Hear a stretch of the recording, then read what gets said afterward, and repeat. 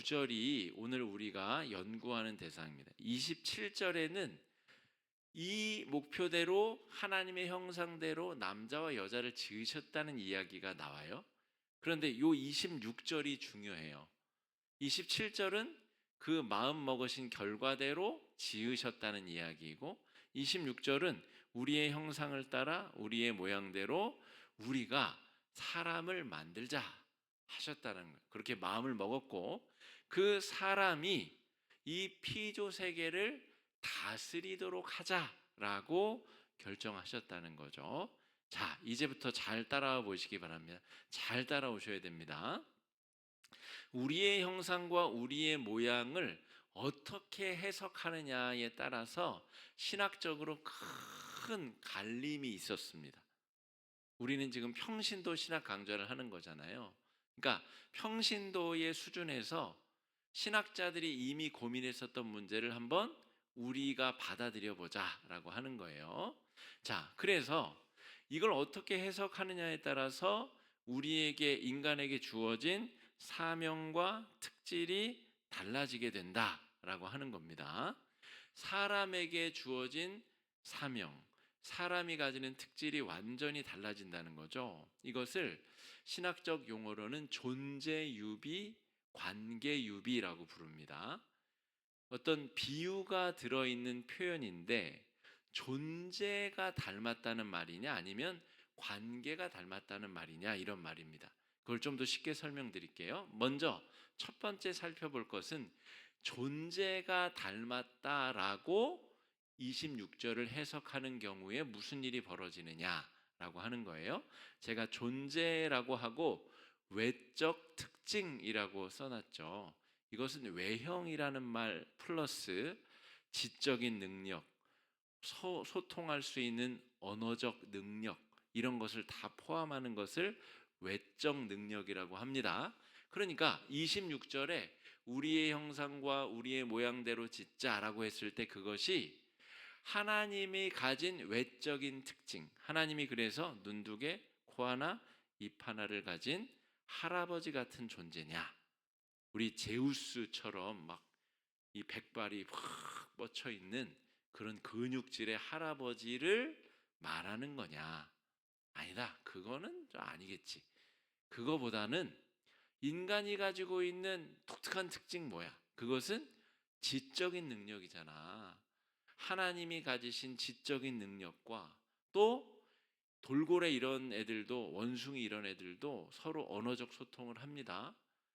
뭐 원숭이들도 끽끽하면서 소통하고, 돌고래들도 초음파를 쏴서 소통하고, 그런 아주 단순한 정도의 언어적 소통이 아니라 인간은 아주 고도로 발달된 언어적 소통을 하잖아요. 인간이 아주 고도로 발달된 언어적 소통을 할 수 있는 중요한 기능 중에 하나가, 자원 중에 하나가 이 눈동자의 흰자위라고 하면, 흰자위. 그러니까 원시인들이 이렇게 서로 동물을 사냥할 때 소리 내가지고 막 하면 도망갈 것 아니에요. 그러니까 눈동자만 굴려서도 서로 의사소통을 할 수 있을 정도의 이 눈동자의 흰자위의 역할이 그 정도로 소중하다는 거죠. 그랬다는 인류학자들의 연구가 있습니다. 그러니까 우리가 가진 이 고도로 발달된 언어적 소통 능력이야말로 하나님의 형상이다. 이게 다 지금 외적인 것들로 하나님의 형상을 이해하는 그런 부류의 해석입니다. 이렇게 되면 어떤 일이 벌어지느냐라고 하면, 인간은 다른 피조물과는 현격하게 다른 신의 형상이 담겨져 있는, 깃들어져 있는 그런 존재가 됩니다. 그러니까 다른 피조물들을 함부로 대해도 그럴 자격을 갖춘 존재가 되는 거죠. 그래서 우리 제국주의 시대 때 18세기, 19세기, 20세기 그 제국주의 시대에 수많은 기독교 국가에서 이 함선을 이끌고 식민지를 개척하러 간 것입니다. 그러면서 그들이 노예를 잡아다가, 아프리카에서 노예를 잡아다가 남미에다가 노예를 팔아서 1차 수익을 거둬요. 그 노예들 팔려나간 노예들이 남미에서 사탕수수밭에서 무슨 밭에서 막 일한 것을 가지고 다시 그 무역으로 돈을 버는 이중 삼중의 돈을 버는 그런 체계를 만들면서 백인들이 그렇게 생각한 거예요. 저 흑인들은 짐승에 가까운 존재들이고 우리 백인들이야말로 피부도 허옇고 이 머리가 금발이고 지적 능력이 뛰어나서 함선을 만들 수 있는 이런 지적인 고도로 발달된 능력을 가진 존재가 하나님의 형상을 지닌 존재지, 저 아프리카 저 부족민들 창 들고 다니고 옷도 제대로 안 입고 다니고 끼끼꾸꾸 하고 다니는 사람들은 짐승에 가까운 존재라고 본 것이죠. 그래서 마음껏 잡아다가 짐승처럼 이 그 배에 가두고 남미에 팔아먹고 거기서 그들이 벌어들인 소득을 자신들의 입속을 챙기는데, 유럽에 여러분 그 휘황찬란한 건물들 있잖아요. 아름다운 석조 건물들. 그 제국 시대 전에는 유럽에 있는 건물들이나 저 아프리카에 있는 건물들이나 다 비슷했습니다. 거기서 벌어들인 엄청난 재화들을 가지고 화려하고 아름다운 건축물들 지은 거예요. 우리가 지금 유럽 여행 가면 막 노틀담 성당 파리 가서 와, 엄청나다. 그 모든 게 제국주의 시대에 벌어들인 돈을 가지고 화려하게 장식하고 아름답게 만든 것입니다. 미술가들, 예술가들 돈 줘가면서 그 조각상들을 다 만일시켜가지고 수백 년 동안 만들어낸 결과물이라는 거죠. 그거 보고 와 감탄하기도 해야 되겠지만 그 이면에 얼마나 왜곡되고 잘못된 신학이 유럽 사람들의 뇌리에 박혀 있는가를 우리가 인지하고 인식할 수 있어야 된다는 거예요. 여러분, 지금 우리가 공부하고 있는 이 신학은 여러분 굉장히 균형 잡힌, 한쪽으로 치우치지 않은 굉장히 균형 잡힌 신학을 우리가 공부하고 있는 것인데, 이런 신학은 저 유럽에서 나온 게 아닙니다. 유럽에서도 물론 이런 신학적 연구가 있지만 우리나라처럼 핍박당하고 압제당하고 고난당했었던 나라의 신학자들의 연구가, 이런 류의 연구가 훨씬 더 많습니다. 자기 민족이 그런 질곡의 세월을 거쳤기 때문에 창세기 1장 26절을 볼 때 그 눈이 다르게 트이는 겁니다. 그래서 제국주의 시대 때 이 성경을 그렇게 왜곡되게 해석해서 그 제국주의 시대를 이끌어 나가던 왕의 귀 속에 아주 달콤한 말을 설명해 주고, 하나님이 정복하라고 명령하셨습니다. 마음껏 착취하고 마음껏 넓게 세상을 호령하라고 여기 써 있습니다 라고 성경을 왜곡해서 가르쳤었던 신학자들, 목회자들, 천주교의 사제들 굉장히 많다라는 것이죠. 자, 인간에게만 신성이 깃들어 있기 때문에 인간 이외의 그 모든 피조물들은 어떻게 해요? 마음껏 학살하고 마음껏 다루어도 상관없다는 거죠. 여러분, 구제역 같은 이 그 짐승에게 걸리는 질병, 돌림병이 걸리면 여러분 어떻게 살처분하는지 아십니까? 수백 수천 마리를 그냥 생매장합니다. 생매장.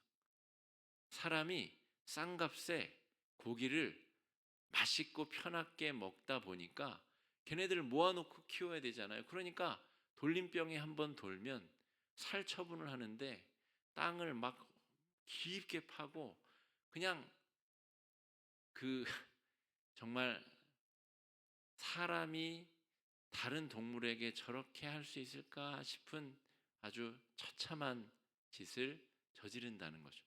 그렇다고 여러분, 우리가 값싸게 먹는 돼지고기, 소고기 포기할 수 있느냐? 그럴 수도 없는 것이 우리의 연약함인 것이죠. 그렇지만 이 말씀을 우리가 바르게 해석하고 다시 한번 생각해 보고 피조물을 바라볼 때 더디더라도 천천히라도 조금씩이라도 우리 교회의 성도들부터라도 세상을 바라보는 눈이 변하고 새로워질 수 있다라고 하는 것을 기억해야 됩니다. 지금 이 존재가 닮았다라고 하는 것이 100% 잘못됐다는 이야기가 아닙니다. 제가 말씀드렸다시피 우리는 균형 잡힌 신학을 공부하는 게 목적이죠. 그러니까 이런 존재가 닮았다는 것 자체가 0이라는 말이 아닙니다. 뭐가 49고 뭐가 51이냐를 지금 이야기하는 겁니다. 제국주의 시대에는 이게 98, 99%까지 갔다라는 거죠. 이것만 맞다. 그러니까 죄책감 없이 마음껏 행해라. 마음껏 네가 행복하게 사는 것이 하나님께서도 기뻐하시는 일이고 너의 행복을 위해서라면 저 짐승처럼 보이는 새까만 사람들은 그냥 아무렇게나 해도 상관없다. 이렇게 가르쳤다는 것이죠. 뭐가 잘못됐는지 이해가 되는 것이 핵심입니다.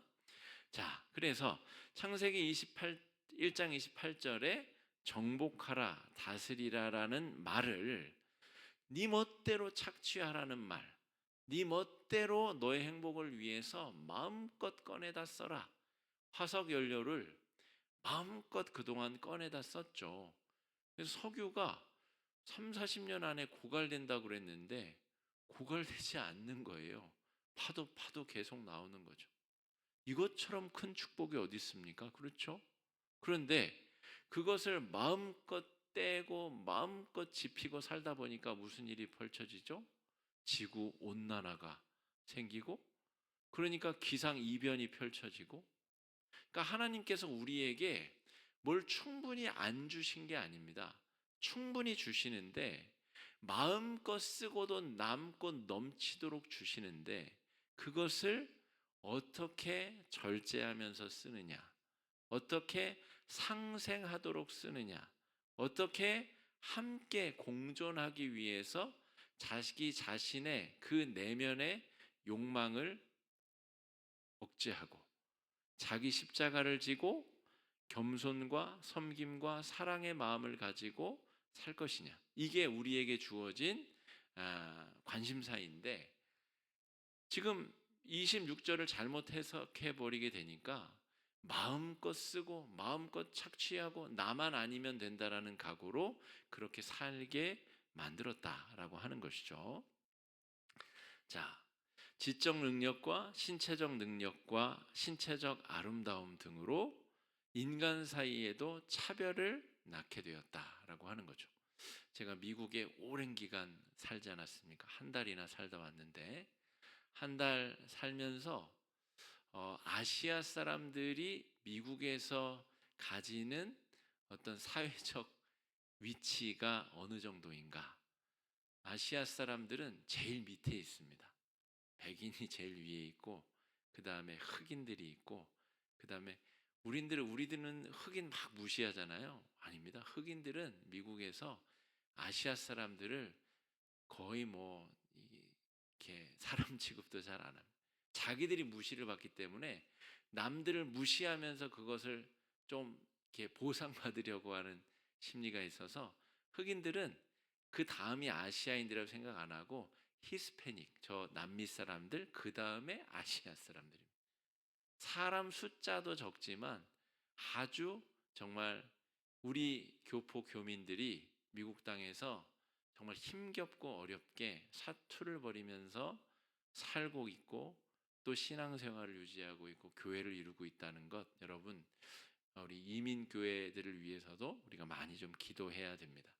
그런데 여러분 이 창세기 1장 26절만 제대로 해석하고 교회에서 제대로 균형감 있게만 가르쳤어도 그러한 일은 사라져야 됩니다. 세계에서 가장 대표적인 기독교 국가가 어디예요? 미국이잖아요. 미국보다 더 대표적인 기독교 국가가 어디 있습니까? 그런데 미국보다 차별이 심한 나라가 없다니까요. 인종적 차별, 능력에 따른 차별. 미국이 급속도로 성장하게 된 계기가 자본주의와 자유주의라고 하는 두 축으로 성장했습니다. 그러니까 자유주의라고 하는 것은 아무리 어떤 한계가 있더라도 능력이 탁월하면 피부색이 어떻든 이제 올라설 수 있다라는 그런 자격을 준다는 의미죠. 그러니까 자본주의와 자유주의가 만나면 이제 미국처럼 그런 강대한 나라를 만들 수 있는데, 그런 나라들 안에도 엄연히 이 차별이 존재한다는, 그럼에도 불구하고 차별이 존재한다는 거죠. 아무리 능력이 좋아도 피부색에 따른, 성별에 따른, 학력에 따른 차별이 존재한다는 것입니다. 그런데 진정한 기독교 국가라면 애초부터 차별의 가능성이 없어야 됩니다.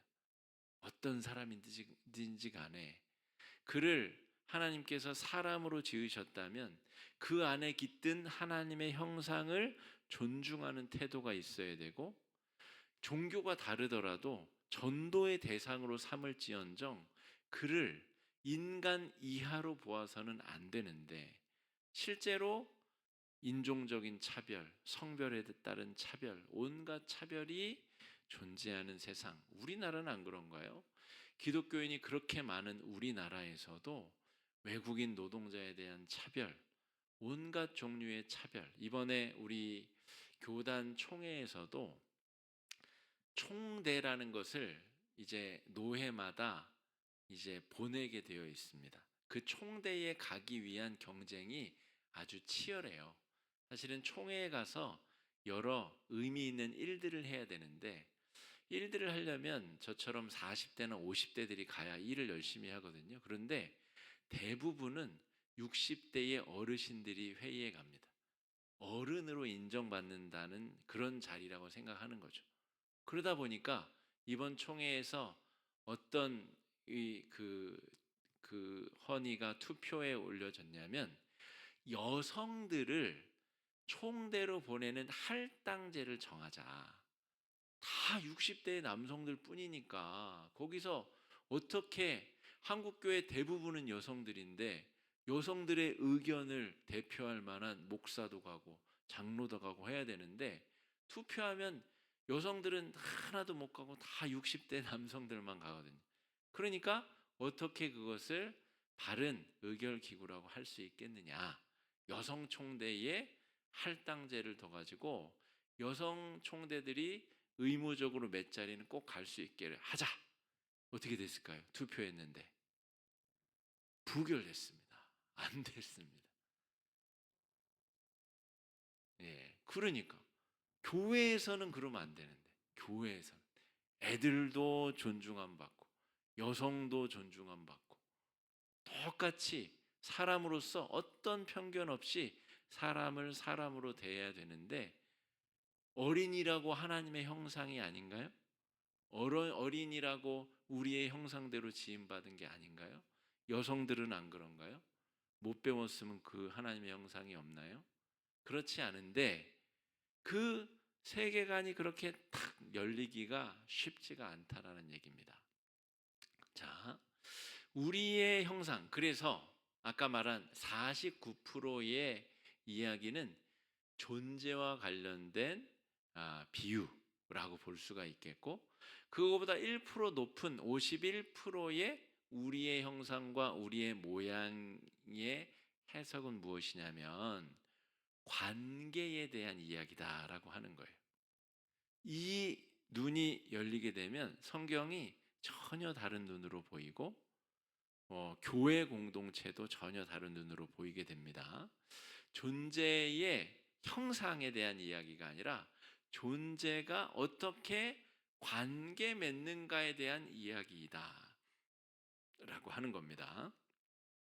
여러분, 하나님이 그 수염 덥수룩한 할아버지처럼 생겼다, 물론 그렇게 생각하시는 분들도 계시겠지만 그렇게 이해하면 큰 오산입니다. 물론 성자 하나님은 인간이 되셨기 때문에 인간의 외형을 가지신 것이 맞죠. 그러나 성부와 성령을 그런 식으로 인식하는 것은 기독교적인 게 아닙니다. 놀랍게도 그것은 저 그리스 로마 신화의 이 제우스의 모습을 하나님으로 인식하는 왜곡된 하나님 이미지다라고 볼 수 있어요.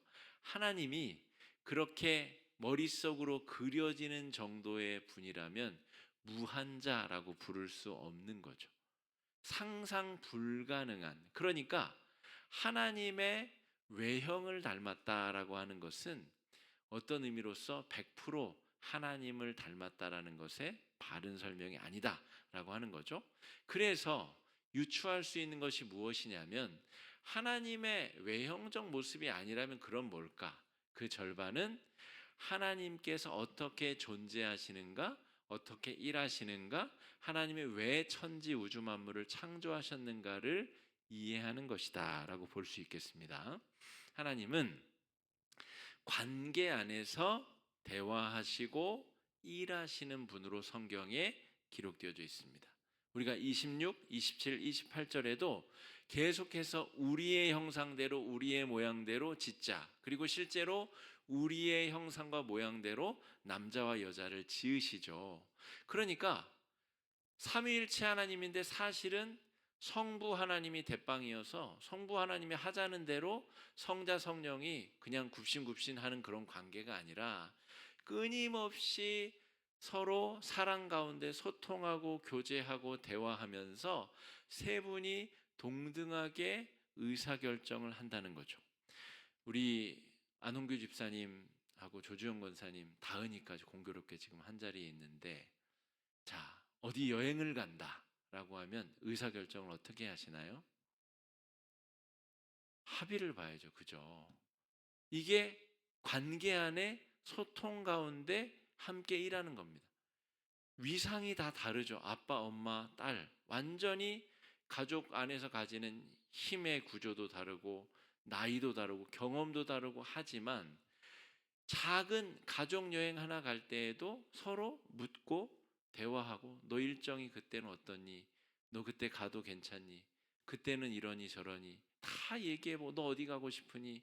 가서 뭐 하고 싶으니? 다 얘기해보고 그래야 가는 거죠. 그렇게 갈 수도 있고, 안홍규 집사님 완전 가부장적인 아빠라 가지고, 자, 이번에는 무조건 바다로 간다, 실시, 이렇게 하면 큰일 나겠죠.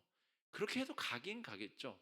그러나 그게 성경에서 보여주는 하나님의 일하시는 방법이냐라고 할 때 전혀 아닙니다. 예수님이 십자가를 지시기 전에 이 감람산에서 땀방울이 땅바닥에 떨어지는 핏방울처럼 되면서 기도를 하시죠. 그러면서 가능하시다면 이 잔을 내게서 옮겨 주십시오. 하지만 내 원대로 마시고 아버지의 원대로 되기를 원하나이다. 이게 하나님이 일하시는 방법입니다. 나의 삶은 온전히 성부와 성령께 의탁하는 삶, 완전히 맡긴 삶. 그분이 이렇게 결정하셨다면 내 몸이 산산조각이 나더라도 나는 어떠한 후회도 아쉬움도 어떠한 미련도 없다라고 하는 확실한 믿음, 100% 믿음. 이게 하나님의 존재 방식이고 일하시는 방식이다. 그런데 우리 가정을 비롯해서 어떤 이 세상에 존재하는 어떤 부부, 어떤 부모 자식 간도 그런 관계는 없습니다. 100% 같은 마음, 100% 같은 뜻, 이런 관계는 이 땅에 없어요. 그래서 하나님이 무한자, 전능자라고 우리가 부르는 겁니다. 자, 이사야서 6장 8절 말씀 읽어보겠습니다. 시작. 내가 누구를 보내며 누구를 우리를 위하여 갈고 하시니 그때에 내가 이르되 내가 여기 있나이다 나를 보내소서 하였더니, 여기서 내가 누구예요? 이사야 선지자죠. 그리고 우리는 누구예요? 삼위일체 하나님이십니다. 그러니까 지금 이사야가 천상의 회의 자리에 불려간 거예요. 아마도 고개를 팍 숙이고 무릎 사이에 고개를 쳐박고 있겠죠. 그 영광스러운 모습을 아마 보지는 못했을 겁니다. 그런데 세 분이서 대화하는 것을 들은 거죠. 야, 이거 지금 이 유다에 큰 일이 벌어져. 이거 나라 망하게 생겼는데 이거 어떻게 하면 좋으냐 이거. 여기에 누구를 보내서 우리의 뜻을 전하고 누구를 보내서 우리의 마음을 알게 할 거냐라고 회의가 벌어졌는데 그 자리에 이사야가 그 자리에 초대받아서 있었던 거예요. 가만히 보니까 자기가 가야 되게 생긴 거죠. 그래서 제가 가겠습니다. 대답했다는 이야기입니다. 그러니까 하나님도 관계 안에서 일하시고 함께 일하시는 사람도 관계 안에서 초청하고 계시죠. 그러니까 하나님이 딱 정해놓고 이사야 딱 꿇어앉혀 놓고 야, 네가 가야 되겠어 안 가야 되겠어 이렇게 지금 취조하시듯이 물은 게 아니라 지금 이사야가 스스로 결정한 거예요. 하나님의 관계 안에 초대된 사람, 이것을 그래서 성경 신학적 용어로 예언자라고 부르는 겁니다. 예언자는 하나님의 천상의 회의에 동참한 인간이라는 뜻입니다. 그리고 하나님의 뜻에 자신의 뜻을 완전히 동의한 사람을 신학적으로 예언자라고 부릅니다. 그러니까 요나 같은 사람은 하나님의 부르심이 있었는데 자기 자신이 100% 동의하지 못한 덜된 예언자인 거죠. 예언자로 부르셨는데 자신의 뜻을 하나님의 뜻에 온전히 동의시키지 못한 그런 사람도 존재합니다. 예언자가 그런 사람이다라고 하는 거죠. 자, 성부, 성자, 성령이 섬김과 사랑으로서 존재하신다. 자, 예수님이 하늘로 승천하셔서 어디 계신다고 말씀하셨죠? 우리 성경에 써 있죠? 하나님 보좌 우편이 정확한 표현입니다. 하나님 보좌 우편에. 그러니까 예수님 왼편이 성부가 되는 것이고 그런 거죠. 그러니까 사실상 동등한 관계 안에 계시다. 그래서 초대교회 교부들 사이에 성부, 성자, 성령이 누가 더 조금이라도 높으냐를 가지고 팍 터지게 싸우다가 많이 순교를 당하기도 하고 죽기도 하고 그랬습니다. 성령을 성부와 함께 성부와 성자로부터 유출되었다라고 정의했느냐 아니면 성부로부터 정의했느냐 이렇게 그걸 가지고 수세기 동안 수많은 사람들이 목숨을 잃었습니다. 그 위상적 차이에 대한 논쟁 때문에. 근데 현대 신학의 삼위일체 신학의 바른 정의는 성부, 성자, 성령이 여러분 지금 이렇게 논의하고 있는 삼위일체 하나님은 내가 더 세니까 넌 내 말대로 해. 이런 관계가 아니라는 거죠. 완전히 사랑과 섬김으로 서로가 서로에게 온전히 의탁하고 신뢰하고 온전히 소망과 사랑 가운데 한 덩어리이신 세 분. 이게 이 세상에는 존재하지 않는 삼위일체의 정확한 설명입니다. 자, 섬김과 사랑으로 존재하시고 그 사랑의 결과물이 천지창조인 겁니다. 다음 주에 공부할 내용도 여전히 1장 25절에서 28절을 가지고 공부를 할 텐데 고대 근동의 여러 다른 창조 이야기들과 창세기를 비교하는 내용을 다음 주에 공부할 거예요. 고대 근동의 이 수메르 문명으로 말미암은 메소포타미아 문명이 만들어낸 창조 이야기도 있고 또 이집트의 창조 이야기도 있고 한데 고대 근동의 창조 이야기의 핵심은 신들이 일하기 싫어가지고 인간을 창조했다는 거예요. 자기들이 일해야 되는데 너무너무 일하기 싫으니까 자기들이 파업을 일으켜가지고 더 높이 있는 신이 아유 그래 야 파업하지 마 그냥 일꾼들 만들어 줄게 그래서 사람을 만들었다는 거예요. 그래서 그 인간들은 어떻게 해야 돼요? 죽을 때까지 왕을 위해서 일을 해야 되는 거예요. 피라밋을 20만 명의 사람들이 20년 동안 지어야 되는 거죠.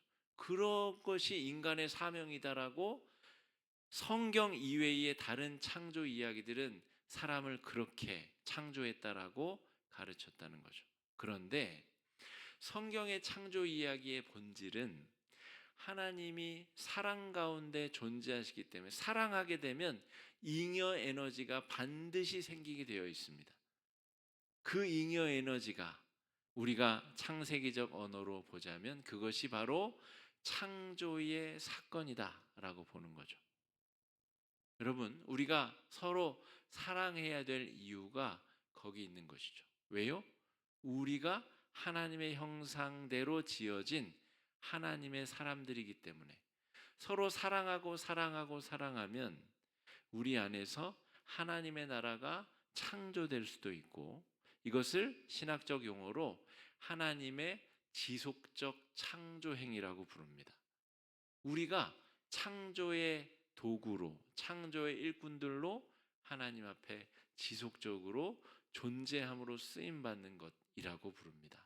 그런데 하나님은 사랑으로 존재하시는데 피조된 인간이 사랑이 아니라 착취하고 빼앗고 다른 피조물을 힘들게 하고 죽이고 그 이득으로 내가 더 잘 살고 더 누리려고 한다면 이 세상은 존재할 수가 없이 파괴 일로로 치닫게 된다는 거예요. 우리가 사는 세상이 점점 어떻게 되고 있죠?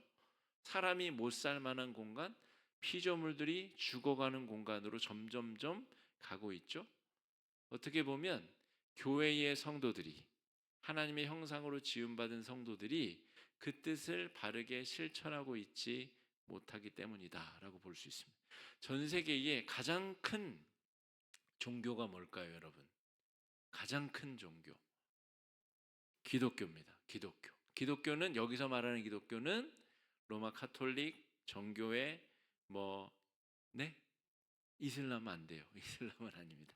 그리스도를 구주로, 예수를 구세주로 믿는 종교. 이슬람은 아니죠. 유대교도 아니에요. 자, 카톨릭, 성공회, 저 콥틱 교회, 개신교 합치면 전 세계 가장 큰 종교 집단입니다. 이 사람들만 이 바른 창조 신학 위에 바로 서 있어도 세상이 이렇게까지 무너지질 않습니다. 저 미국의 트럼프 대통령이 교회 학교에서 요 창세기 1장 26절의 해석을 바르게만 배웠어도 지금 저렇게 통치 행위를 할 수 없다는 거죠. 누구보다 자기가 기독교인이라고 말하면서도 기독교 가르침의 정반대대로 행하고 있어요. 우리나라만 잘 살면 돼. 나머지 멕시코 사람들 다 어떻게 죽든 나는 몰라. 우리나라 사람들만 안정되고 직장 잃지 않고 잘 먹고 산다면 그게 지상낙원이야. 그걸 어떻게 성경적 가르침이라고 말할 수 있습니까? 그러면 미국 혼자 살아야죠. 미국 혼자 지지고 볶고 혼자 잘 먹고 잘 살아야죠. 그러려고 지금 저러나 본데 그러면 잘 살 수 있을까요? 그렇지 못하다는 것이 드러나고 있지 않습니까? 바른 신앙교육이 우리 교회 학교에서부터 바르게 이루어져야 되는 이유도 거기 있는 겁니다. 제가 좋아하는 피아니스트 임윤찬이라고 하는 청년이 최근에 인터뷰를 했는데, 그 인터뷰하는 사람이 한국에 가고 싶지 않냐 그랬더니 한국 지긋지긋하다라고 이야기를 했어요. 한국에서 보낸 마지막 학창 시절이 지옥과 같았다라고 이야기를 했어요.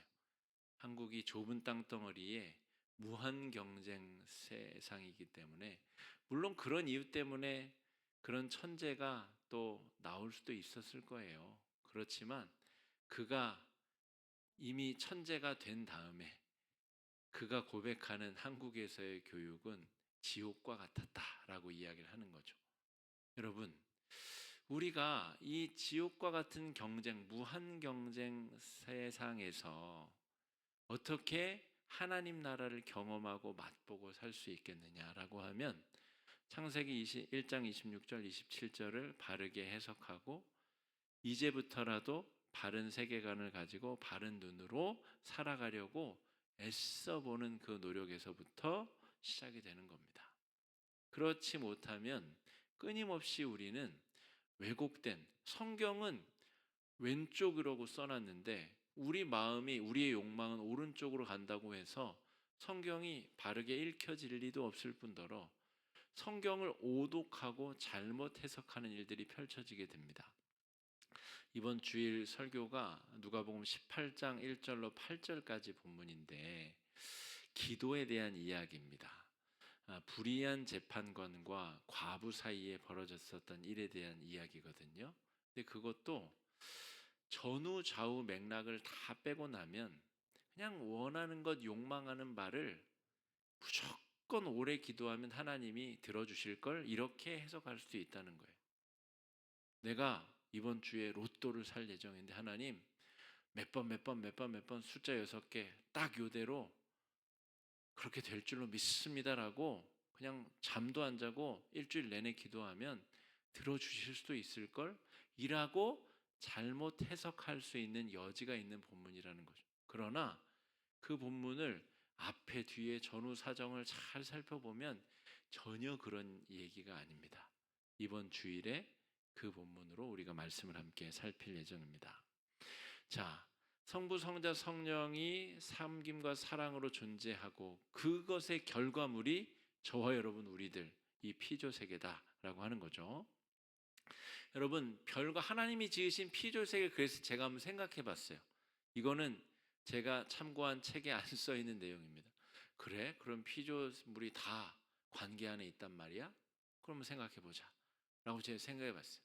별과 별, 우리 이 태양계는 우리 은하의 중심으로부터 2만 6천 광년 벗어나 있는 변두리에 있는 이 행성들입니다. 행성입니다. 항성 행성들입니다. 그러니까 그런데 이것도 그 우리 은하의 중심으로부터 중력과 원심력의 관계 안에 돌고 있어요. 지구도 태양과의 일정한 거리를 유지하면서 자전과 공전을 반복하며 그 적절한 관계를 유지하며 존재하고 있는 거죠. 자전과 공전을 하기 때문에 여러분 내핵과 외핵이 돌고 돌아서 지금 지구 극지방을 중심으로 자기자기 형성돼서 태양광의 태양광풍을 막아주기 때문에 인간이 살아가고 있는 겁니다. 이 놀라운 섭리가 하나님의 사랑의 관계 안에서 창조되었다라는 거죠. 피조물과 피조물도 영향을 주고받습니다. 다 영향을 주고받는 관계 안에 우리가 신앙생활하고 있는 거죠. 미국이 기침하니까 우리는 막 독감 걸리고 하는 거죠. 다 관계 안에 있는 거예요. 우리가 서로 그 관계 안에서 나아가고 있는 것이죠. 관계 안에 계신 하나님을 통해서 우리는 십자가도 새로운 눈으로 보게 되고, 왜 하나님이 인간이 됐을까? 왜 하나님이 벌거벗고 십자가 위에서 처참히 날 위해서 죽임을 당했을까? 여러분, 이 사랑의 관계를 벗어나면 해석과 이해가 불가능한 겁니다. 그래서 바울이 뭐라 그러죠? 십자가가 유대인에게는 어떤 거라고요? 부끄러운 거죠. 거리끼는 것이고 이방인에게는 아주 이 부끄러운 것이잖아요. 그러니까 이 관계 안에 있는 하나님을 벗어나서 십자가는 이해가 불가능한 사건입니다. 그리고 부활하셨다. 하나님이 인간으로 오셨다가 죽음을 경험하고 죽어서 없어진 것이 아니라 죽음을 이기고 부활하셨다. 사랑의 힘이 얼마나 막강한지를 부활이 증명해주고 있는 거죠. 죽음조차도 그 하나님의 존재 형태인 사랑을 이길 수 없다는 거예요. 사랑이 죽음을 이기는 것이고 사랑이 어떠한 강력한 힘이라도 이겨낼 수 있다는 거죠. 이런 놀라운 고백이 창세기 1장 26절, 27절 안에 있는 겁니다. 성령이 임하신다. 여러분, 성령 임재는 성육신만큼이나 놀라운 사건입니다. 하나님이, 우리는 알잖아요. 내 마음이 얼마나 더러운지를 알잖아요. 여기에 하나님이 사신다고? 여기 살러 오신다고? 하루에도 10번, 20번이나 얼마나 흉악한 생각을 많이 합니까? 내가 무슨 생각을 하는지 옆에 있는 사람들이 알면 아마 나를 다시는 안 볼걸? 여러분, 우리 안에 그런 흉측하고 흉악한 것이 있는데 예수님이 태어나신 마국간은 그냥 귀여운 수준이죠. 우리 안에 얼마나 하루에도 많은 사람을 죽였다 살렸다 하고 얼마나 더럽고 흉한 것들이 있습니까? 이 안에 하나님이 살러 오셨다는 것은 성육신과 십자가 사건보다 더 충격적이고 놀라운 사랑의 사건이라는 거죠. 하나님은 그만큼이나 저와 여러분 우리와 관계 맺기를 원하시고 그 관계 안에서 어떤 일인가를 하고 싶어 하신다는 거죠. 그게 뭐냐면 교회라는 겁니다. 예수가 머리가 되고 교회가 몸이라고 하는데 아까 말씀드린 다음 주에 공부할 고대 근동의 다른 창조 이야기에서는 뭐라 그랬죠? 신이 지가 하기 싫은 일 시키려고 인간을 만들었다고요. 아니 예수님은 고상한 머리 하시고 우리 힘들고 어려운 일은 우리 시키려고 그러셨구만 이라고 삐딱한 눈으로 그 이야기를 들을 수도 있다는 거죠. 그러나 성령이 우리 안에 내주하신다라고 하면 이야기가 전혀 다른 국면으로 흘러가게 됩니다.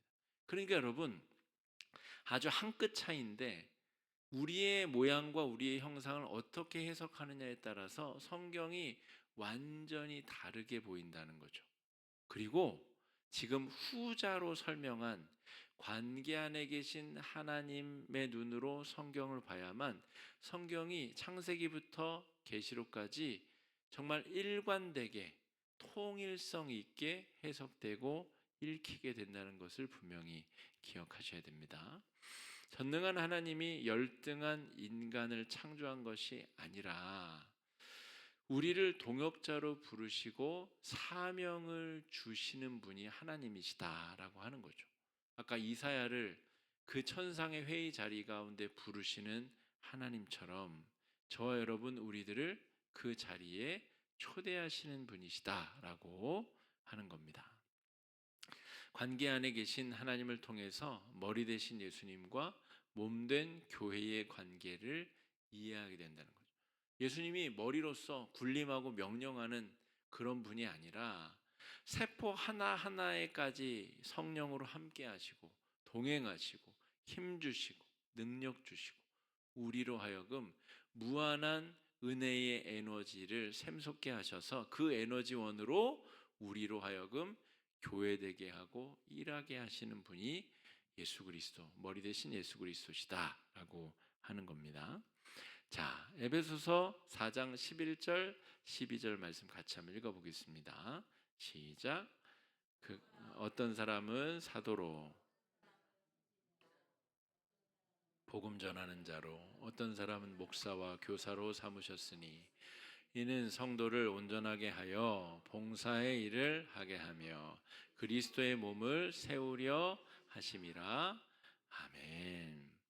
각각 다른 직임을 주셨고 각각 주신 달란트와 직임대로 어떤 사람은 머리가 좋으니까 박사학위도 있고 공부 많이 해서 자기가 해야 될 역할을 해야 되겠죠. 어떤 사람은 손기술이 좋은 사람도 있고 어떤 사람은 사람의 마음을 잘 알아차려서 잘 위로하고 권면하는 그런 사람도 있겠고요. 어떤 사람은 사업 수완이 좋아서 돈 많이 벌어서 헌금 많이 하는 사람도 있겠죠. 그런데 어떤 교회는 헌금 많이 하면 막 받들어주고 그러면 건강하지 못한 교회입니다. 모두가 하나님이 주신 그런 달란트대로 하나님이 주신 그런 위임한 권한대로 똑같이 한 사람 한 사람 한 사람이 각각 맡은 자리에서 최선을 다해서 자기가 해야 될 일들을 하면서 하나님의 나라를 만들어가고 그리스도의 몸을 세워나가는 것이 교회의 사명이다라고 말할 수가 있겠습니다.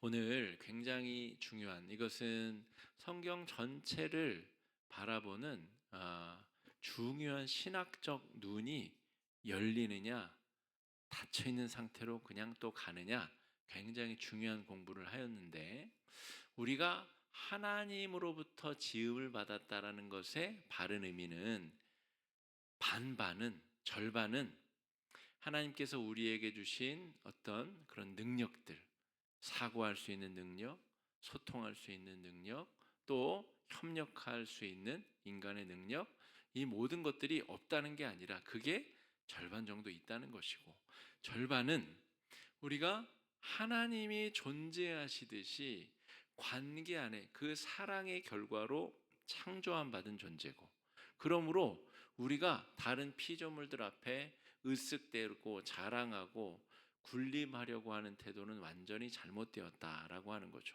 우리도 다른 피조물들과의 관계 안에서 존재하는 겁니다.